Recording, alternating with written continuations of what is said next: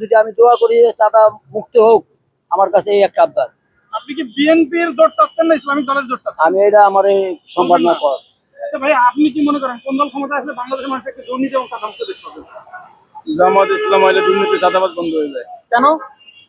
কারণ হেরা সবাই আইছে, একবার না একবার আইছে, কিন্তু জামাত ইসলাম এখন ক্ষমতা আসতে পারে নাই। হেরা আসলে মনে করেন আল্লাহর রহমতে দেশের পরিবর্তন ভালো হবে আর কি। আপনি কি ভোট দিবেন?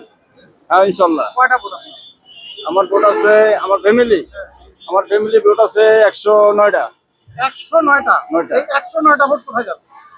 কিছু আছে বিএনপি আর আছে জামাত। বেশি ভোট বেশি ভোট হলো গিয়া জামাত ইসলামের সাপোর্টার বেশি। কোন এলাকা আপনার? আমার হলো মেহেন্দিগঞ্জ এলাকা, বরিশাল। আপনি আগে কোন দল করতেন? আমি দল করতাম বিএনপি। বিএনপি ছেড়ে দিচ্ছেন কেন?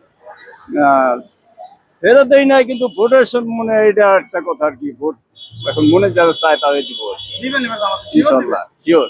টাকা পয়সা দেয় আপনারা বিএনপিরা?